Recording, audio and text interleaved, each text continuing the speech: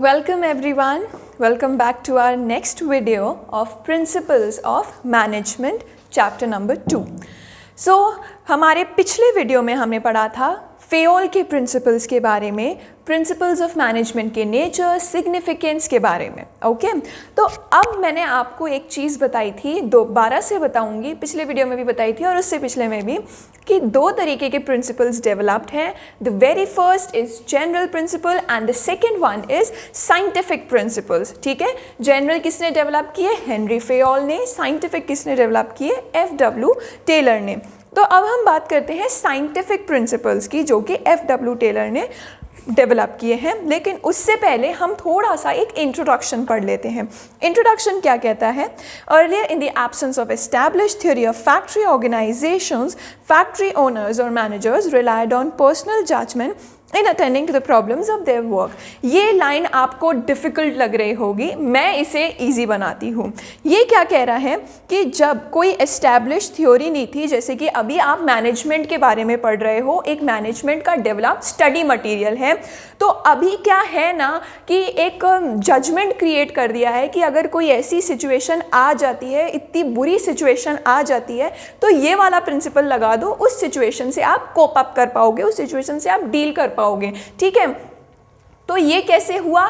Experiences and observations के साथ हुआ. ठीक है, तो ये एक स्टडी मटेरियल डेवलप हो गया मैनेजमेंट. ठीक है, कि कोई भी बिजनेस हो, कोई भी फैक्ट्री हो, वहाँ पे ये सारी चीज़ें होनी चाहिए. इससे क्या होगा? आप अपनी प्रॉब्लम से कोप अप कर पाओगे. अब ये क्या कह रहा है? ये कह रहा है earlier in the absence of establish theory. जब ये थ्योरी नहीं थी, यानी कि पुराने समय में जब ये थ्योरी नहीं थी, जब मैनेजमेंट थ्योरी नहीं थी, मैनेजमेंट की इतनी मोटी मोटी बुक्स नहीं थी, तब क्या हुआ करता था? फैक्ट्री ओनर्स और managers relied on personal judgement. ठीक है, वो पर्सनल जजमेंट किया करते थे. यानी कि जैसे अभी अपन को, मैंने अंबानी ब्रदर्स का एग्जाम्पल लिया था जब हम सेंट्रलाइजेशन और डिसेंट्रलाइजेशन के बारे में पढ़ रहे थे. थर्ड चैप्टर में है वो एग्जाम्पल, रिकॉर्डेड है वीडियो. तो उसमें क्या था, थर्ड चैप्टर में जब हमने सेंट्रलाइजेशन डिसेंट्रलाइजेशन पढ़ा, तो अंबानी ब्रदर्स का एक एग्जाम्पल था कि क्विक डिसीजन मेकिंग के लिए हमें किस पे मूव ऑन करना चाहिए? डिसेंट्रलाइजेशन पे, और सेंट्रलाइजेशन नहीं रखना चाहिए अगर हम चाहते हैं हमारे ऑर्गेनाइजेशन में क्विक डिसीजन मेकिंग हो. क्योंकि अगर सेंट्रलाइजेशन रहेगा तो जितने भी नीचे आपके अंडर वर्क कर रहे हैं उनको टॉप लेवल पे जाना पड़ेगा, सारे सजेशंस उन्हीं से लेने होंगे, प्रॉब्लम सारी उन्हीं से डिस्कस करनी होगी और उन्हीं का डिसीजन हम अप्लाई कर पाएंगे. लेकिन डिसेंट्रलाइजेशन में क्या था? वेरियस कोऑर्डिनेटर्स थे. आपके स्कूल का एग्जांपल लिया था, फर्स्ट टू फिफ्थ के लिए अलग, 6 to 8 के लिए अलग, 9 10 के लिए अलग, 11 12 के लिए अलग कोऑर्डिनेटर्स थे. तो कोई भी बच्चा कोई भी प्रॉब्लम क्रिएट कर रहा था तो वो कोऑर्डिनेटर्स हैंडल कर रहे थे, प्रिंसिपल तक जाने की ज़रूरत नहीं थी. तो अब क्या हुआ? अगर पहले के ज़माने में देखा जाए, अगर आपको क्विक डिसीजन मेकिंग चाहिए तो आपको ये आइडिया नहीं था कि एक सेंट्रलाइजेशन और डिसेंट्रलाइजेशन का नाम करके एक प्रिंसिपल होता है जिससे क्विक डिसीजन मेकिंग आप अपने ऑर्गेनाइजेशन में ला सकते हो. पहले के ज़माने में ऐसा कोई स्टडी मटेरियल डेवलप था ही नहीं, तो आपको कैसे पता होता? ठीक है, तो पहले लोग क्या करते थे, अपनी मर्जी से कुछ भी लगा दिया, कुछ भी सोच लिया कि चलो ये इस तरीके को ऐसे कर लेते हैं, सही हो जाएगा. फिर वो सही नहीं होता तो दूसरा तरीका करते, दूसरा सही नहीं होता तो तीसरा करते. जब तक काम नहीं बनता वो अपने अलग अलग तरीके लगाते रहते थे. अल्टीमेटली जिससे क्या होता था? टाइम वेस्ट होता था, रिसोर्सेज वेस्ट होते थे. ठीक है, so they relied on personal judgment in attending to the principles of in the problems of their work. This is what is referred to as rule of thumb. यही है basically rule of thumb, यानी कि जो मन चाहा कर दिया, ये नहीं सोचा कि इसके क्या कॉज होगा, इसके क्या इफेक्ट होने वाले हैं, किस तरीके से अफेक्ट करेगा हमारे ऑर्गेनाइजेशन को, हमारी पॉलिसीज़ को, ये नहीं सोचा, बस जो मन किया लगा दिया. रूल ऑफ थंब, जो मन किया लगा दिया. ठीक है, एक प्रॉपर स्टडी नहीं की कुछ भी चीज़ को परफॉर्म करने से पहले.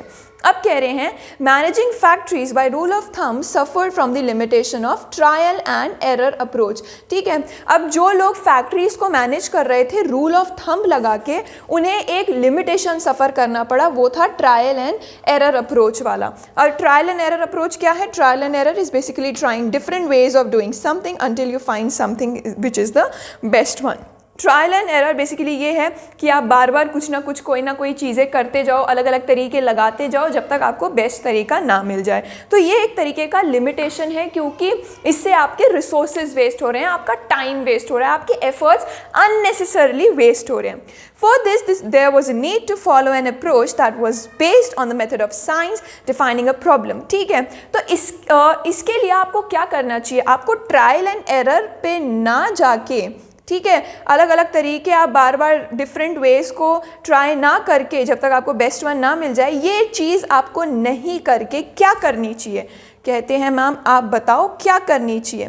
तो मैम ने कहा ये जो पॉइंट्स हैं ये करने चाहिए। ठीक है, प्रॉब्लम को पहले देखो, प्रॉब्लम को समझो, डिफाइन करो कि एक्चुअली हमारे ऑर्गेनाइजेशन में प्रॉब्लम क्या है। फिर ऑल्टरनेटिव सॉल्यूशंस डेवलप करो कि हम इसे किस किस तरीके से सॉल्व कर सकते हैं।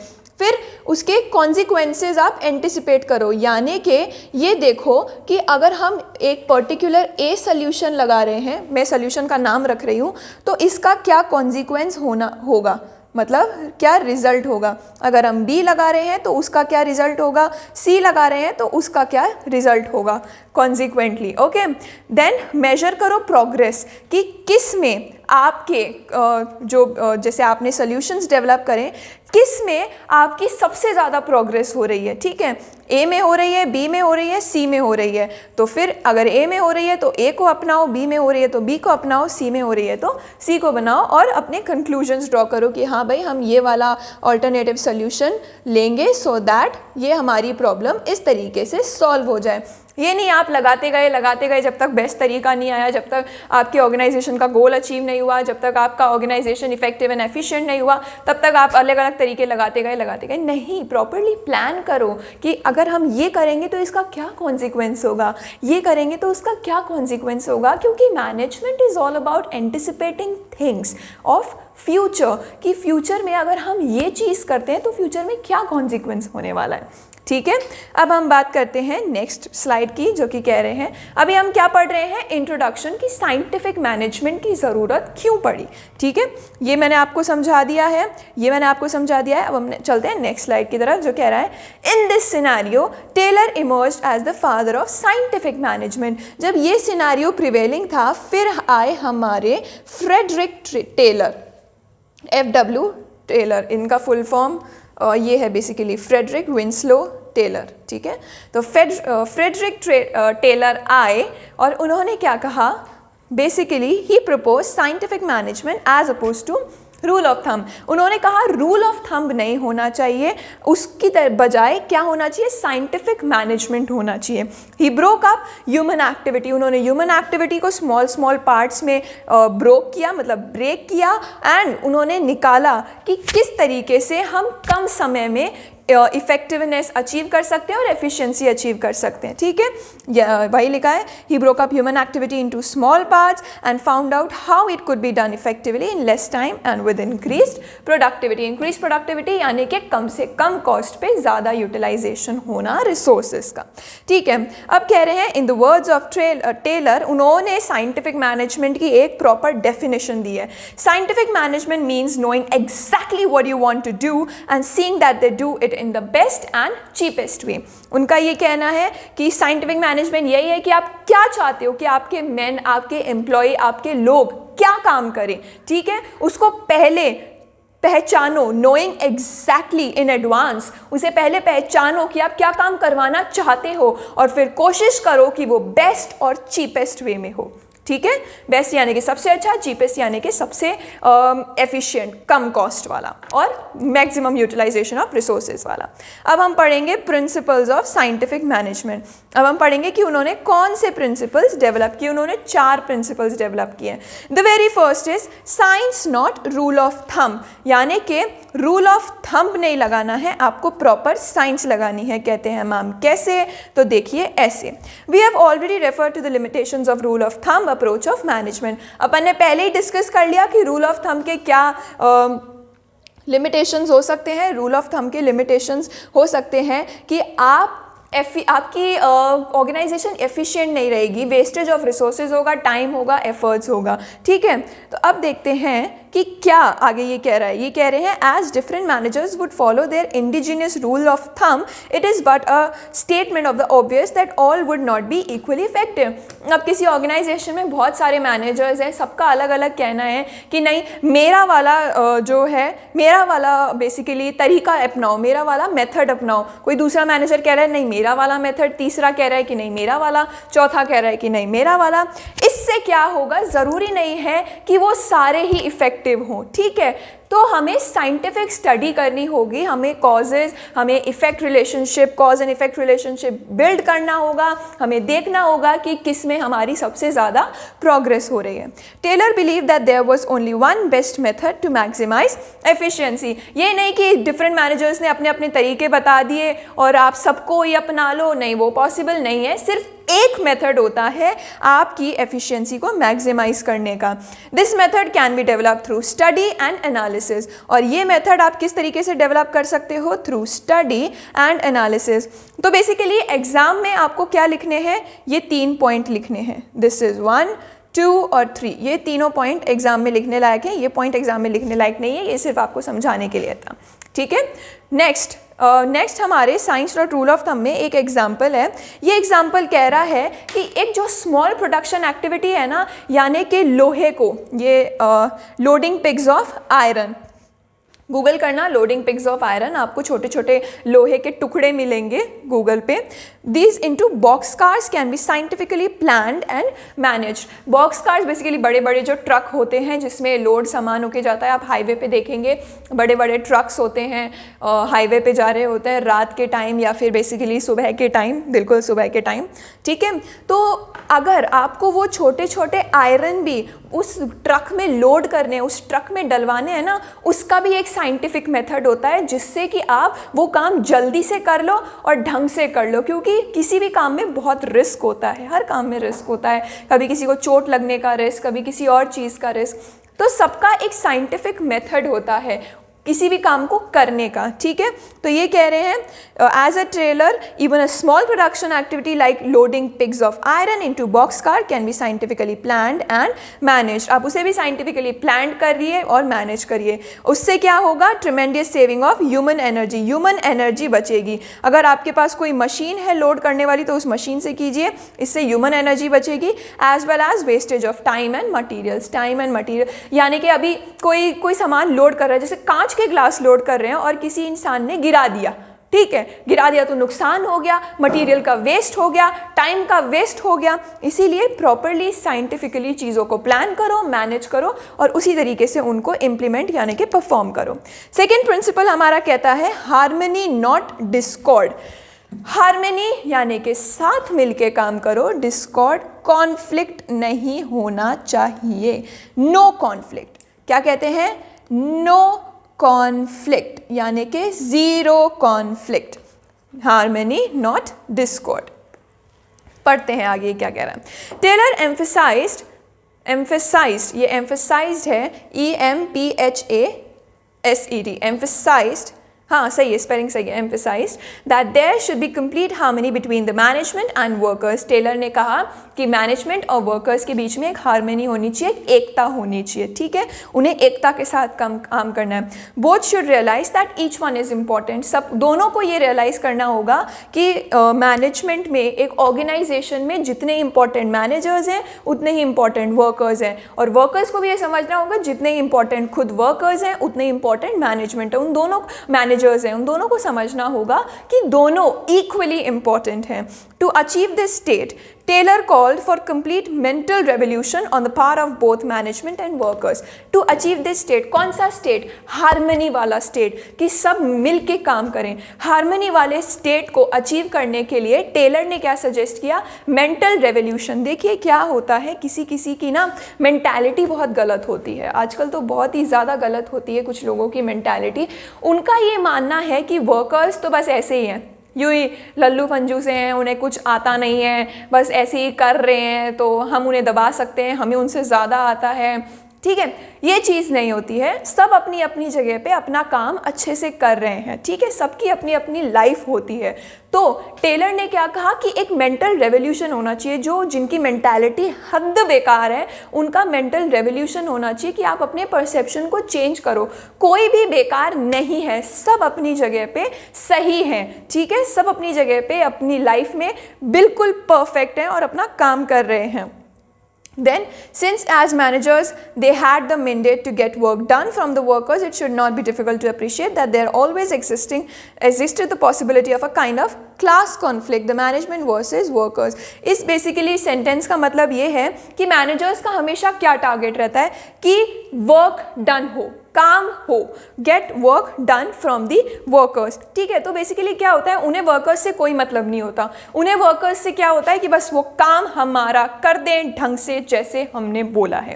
मैनेजर्स को बस यही चाहिए होता है। तो ये चीज़ क्या होती है ना, एक प्रॉपर रिलेशन डेवलप नहीं हो पाता, कॉर्डियल रिलेशन डेवलप नहीं हो पाता उन दोनों के बीच में। और जब तक एक रिलेशन डेवलप नहीं होगा, वर्कर्स कैसे मानेंगे कि वो भी इस बिलोंगिंग का पार्ट है, ऑर्गेनाइजेशन की बिलोंगिंग है, ठीक है। इसीलिए कॉन्फ्लिक्ट होना, क्लास कॉन्फ्लिक्ट होना ये बहुत पॉसिबल है, मैनेजर्स वर्सेस वर्कर्स होना बिल्कुल पॉसिबल है। Taylor recognise that this conflict helped none, the workers, the managers or the factory owners. Taylor का ये मानना है कि अगर ये कॉन्फ्लिक्ट रहता है, जैसे कि देखो ये दोनों लड़ रहे हैं, देखो कैसे लड़ रहे हैं, अगर ये कॉन्फ्लिक्ट ऑर्गेनाइजेशन में एग्जिस्ट करता है ना, तो ये किसी को भी हेल्प नहीं कर सकता, ये सिर्फ चीज़ों को बिगाड़ सकता है। इसीलिए इस कॉन्फ्लिक्ट को रिमूव करो। Management should share the gains of the company if any with the workers. Management को अगर बहुत गेन हो रहे हैं, जैसे वर्कर्स बहुत अच्छा काम कर रहे हैं, तो उनको अननेसेसरली प्रॉफिट हो रहा है, सुपर प्रॉफिट हो रहा है। इकोनॉमिक्स में पढ़ेंगे आप सुपर प्रॉफिट के कॉन्सेप्ट के बारे में।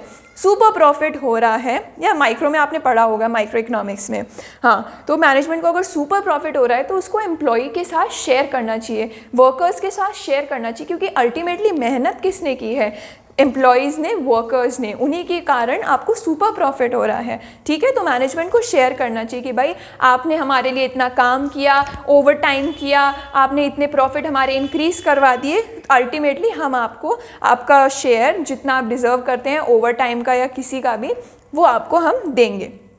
मैनेजमेंट को ऐसा होना चाहिए।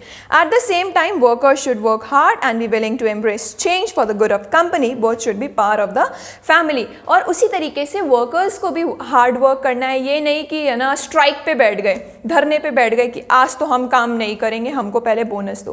पहले आप हार्ड वर्क करो, कंपनी को अगर बहुत अच्छा प्रॉफिट होता है, सुपर प्रॉफिट होता है, तो कंपनी भी आपको देगी, कंपनी का भी फर्ज है आपको देना, ठीक है।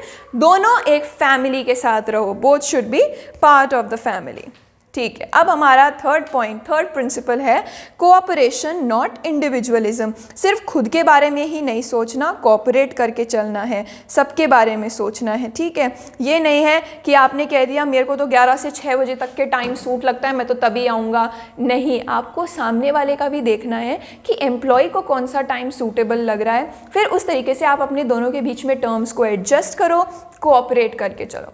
There should be complete cooperation between the labour and management instead of individualism. सिर्फ खुद के बारे में ही मत सोचो, सेल्फ सेंटर्ड, सेल्फ ऑब्सेस्ड मत हो, दूसरे के बारे में भी सोचो कि उसकी भी कुछ प्रॉब्लम्स हैं, उसकी भी कुछ डिफ़िकल्टीज़ हैं, उसका भी टाइम वेस्ट नहीं होना चाहिए जिस तरीके से मेरा वेस्ट नहीं होना चाहिए। इसी तरीके से चीज़ों को एडजस्ट करो। This principle is an extension of principle of harmony not Discord. ये हार्मनी नॉट डिस्कॉर्ड का एक एक्सटेंशन है। कैसे? Competition should be replaced by cooperation. Harmony not Discord में क्या पढ़ा था? साथ में काम करना चाहिए। अब उसका एक्सटेंशन कह रहा है कि आपको कोऑपरेट करके काम करना चाहिए, ठीक है। आपका कंपटीशन, जैसे आपका कंपटीशन होता है, कुछ लोगों में कंपटीशन होता है कि एम्प्लॉई ने कह दिया मैं तो नहीं आऊँगा, मैनेजर ने कह दिया नहीं तुम्हें आना पड़ेगा, उसका ईगो है कि अब मैं तो मेरी बात से हटूंगा ही नहीं, एम्प्लॉय का भी ईगो है मैं भी मेरी बात से नहीं हटूंगा। तो ये क्या हो गया? उन दोनों के बीच में कंपटीशन हो गया। ये नहीं होना चाहिए, दोनों को कोऑपरेट करना है, दोनों को देखना है कि क्या चीज़ प्रॉपर है उनके लिए, ठीक है, दोनों के लिए प्रॉपर हो, दोनों के हिसाब से एडजस्ट होनी चाहिए चीज़ें। Both should realise that they need each other, दोनों को एक दूसरे की ज़रूरत है। For this management should ignore any constructive suggestions, should not ignore, I am so sorry, यहाँ पे शुड इग्नोर की बजाय आना चाहिए शुड नॉट इग्नोर। ठीक है, आप अपने नोट्स में करेक्शन कर लीजिए। Both should realise that they need each other, for this management should not ignore any constructive suggestions made by the employees. अगर एम्प्लॉयज़ कोई सजेशन दे रहा है कि किसी काम को करने का तरीका चेंज करो, ठीक है, तो मैनेजमेंट को उसको वेलकम करना चाहिए, उसे इग्नोर नहीं करना चाहिए। Should not ignore, this should be awarded and they should be awarded for their suggestions. और अगर उन्होंने कोई ऐसा सजेशन दिया जो उनके प्रॉफिट में कंट्रीब्यूट किया, अगर उन्होंने एम्प्लॉयज़ ने या नो सॉरी वर्कर्स ने एक ऐसा सजेशन दिया जिससे ऑर्गेनाइजेशन के प्रॉफिट इंक्रीज होते गए, तो मैनेजर्स की, मैनेजमेंट की क्या ड्यूटी है कि उनके साथ प्रॉपरली रिवॉर्ड शेयर करो कि हाँ आपने ये हमको सजेशन दिया था, इससे हमें ये फ़ायदा हुआ है। Eight the same time workers should desist from going on strike and making unreasonable demands on the management. जैसे मैंने आपको हार्मनी में बताया था कि ये नहीं कि आप धरने पे बैठ जाओ और अनरीजनेबल डिमांड्स करो। जब आपकी सैलरी मार्केट में सिर्फ 10,000 रीजनेबल है, आपको नहीं हमें तो 20,000 चाहिए, नहीं, ये चीज़ नहीं होनी चाहिए। According to Taylor, there should be an almost equal division of work and responsibility between workers and management. Taylor के हिसाब से एक equal division of work होना चाहिए और responsibility, ठीक है। ये नहीं कि आपने workers पे तो सारा काम थोप दिया और managers आराम से free हो रखे हैं, नहीं, सबको अपना अपना काम अपने अपने हिसाब से करना है, अपनी अपनी responsibility के हिसाब से। All the day long, the management should all work almost side by side. जब भी आप cooperation and individualism का आंसर लिखेंगे, कॉपरेशन नॉट इंडिविजुअलिज्म का आंसर लिखेंगे, तो ये वर्ड ज़रूर लिखिएगा। कौन सा वर्ड कहते हैं मैम? Side by side. जब आप केस स्टडीज़ भी पढ़ेंगे तो ये जो 3 वर्ड हैं साइड बाय साइड आपको बहुत हेल्प करेंगे ये आइडेंटिफाई करने में कि उस केस स्टडी में कौन से प्रिंसिपल की बात हो रही है। ठीक है, साइड बाय साइड आता है क्वेश्चंस में, और आप भी अपने आंसर में लिखिएगा the management should work almost side by side with the workers, helping, encouraging and smoothening the way for them. Managers को भी उनके साथ साथ काम करना है, उनका काम में हेल्प करने में, उनको एनकरेज यानी कि मोटिवेट करने में, और उनका काम स्मूथ बनाने में, ताकि जल्दी से वो परफॉर्म हो सके। फिर कह रहा है 4th point, that is development of, fourth ये हमारा प्रिंसिपल है, this is 4th last principle, development of each and every person to his or her greatest efficiency and prosperity। अब मैनेजमेंट की एक और रिस्पॉन्सिबिलिटी है, कहते हैं मैम क्या? मैनेजमेंट की रिस्पॉन्सिबिलिटी है कि आपके ऑर्गेनाइजेशन में हर एक इंसान का प्रॉपरली डेवलपमेंट होना चाहिए to its greatest efficiency and prosperity. First point है, Taylor was of the view that the concern of efficiency can be built in right from the process of selection। ठीक है, जैसे ही आपने एम्प्लॉयज़ को select किया, आप उनको काम दे रहे हैं ना, वहीं से आपका कंसर्न ऑफ एफिशिएंसी डेवलप हो जाता है। ठीक है, कंसर्न ऑफ एफिशिएंसी की आपको किस तरीके से एफिशिएंसी को अचीव करना है, वो वहीं से डेवलप हो जाता है। कहाँ से? जहाँ से आपने प्रोसेस ऑफ सिलेक्शन बिगिन किया।